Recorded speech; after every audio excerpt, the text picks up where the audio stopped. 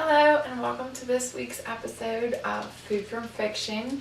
This week we're going to make an apple crisp in honor from the book Garden Spells. I picked Garden Spells because I thought for Halloween and Day of the Dead and Samhain and All Saints Day, all of those holidays, that we should pick something a little bit magical.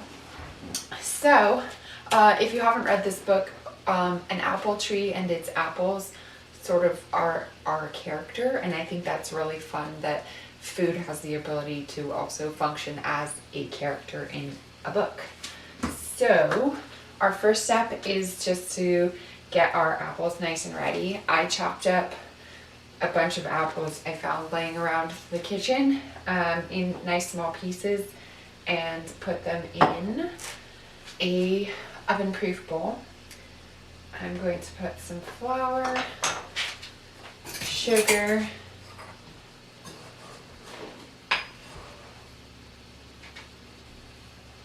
salt, and vanilla in them.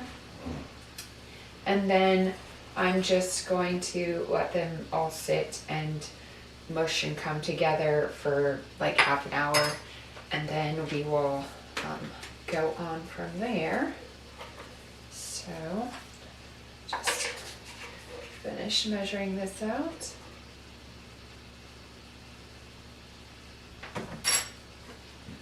This is the recipe I end up using for peach crisp or pear or plum, any of the fruits I cook with. So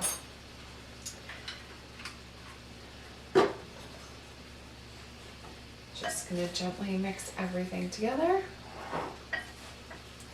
And then we're just going to wait for a while to let everything kind of melt.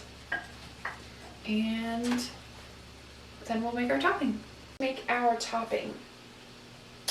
I have some flour in a bowl already, and I'm going to slice up some butter so that we can cut it into the flour and make it in smaller chunks.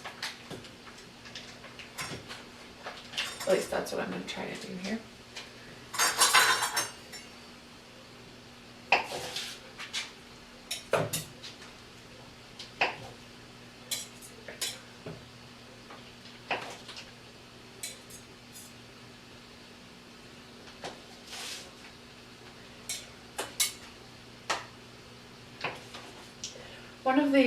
As I was mentioning, one of the interesting things about Garden Spells is how important the apple tree and its apples are. And maybe there's other books out there that manage to make food beyond like just integral to making the plot happen, but also having a personality and character of its own. There's a lot of really cool food references in Garden Spells. So I had to pick one of them, and this is what I picked.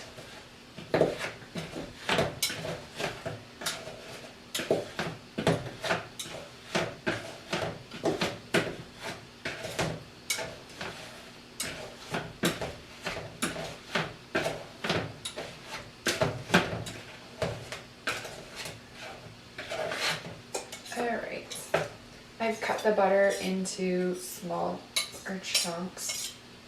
That way it just cooks more evenly.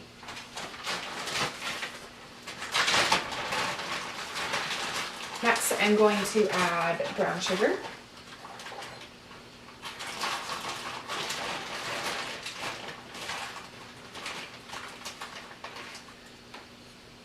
So much of baking is really like recipe heavy, and because it's really important for the chemistry to work out properly for you to follow, the actual recipe. And so I think one of the fun things about a crisp is that it's less about that, and there's a little bit more room for improv for people that enjoy that about cooking rather than baking structure. All right, so now we're gonna add some oatmeal.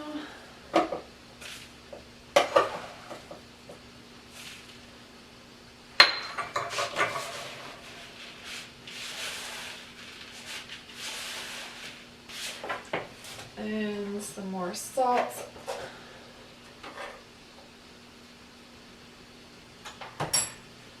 I also thought that since past couple of our recipes have been experiments and me making them for the first time and forcing you to watch them, that we would do something tried and true in case anybody is actually, you know, trying any of the recipes they find. If not, that's cool too. All right, I added some cinnamon also.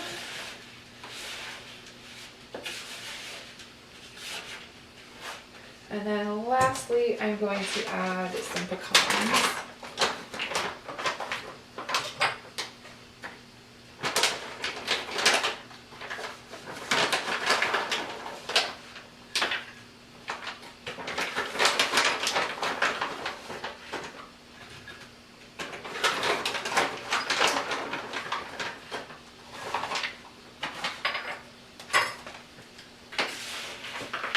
And then you just dump this whole mixture onto your fruit, which for us is apples.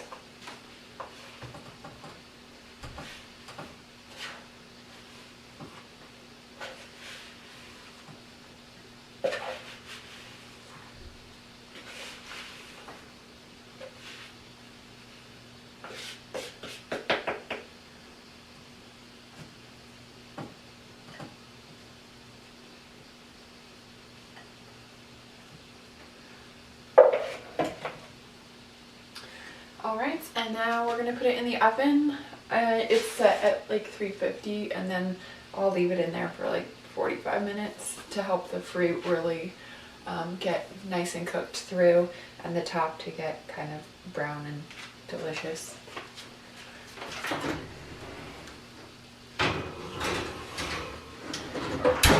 And that's all there is to making an apple crisp.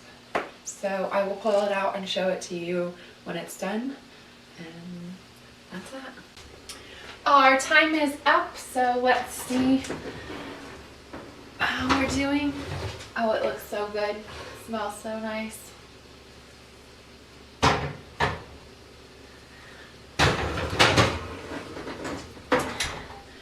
So making a crisp is that easy. I definitely recommend it. I love this recipe. You can make alterations or keep it the same, and it has never failed me. If you're looking for a fun book, try Garden Spells. It's magical. It's not what I was expecting in a delightful way. And I will see you guys next week.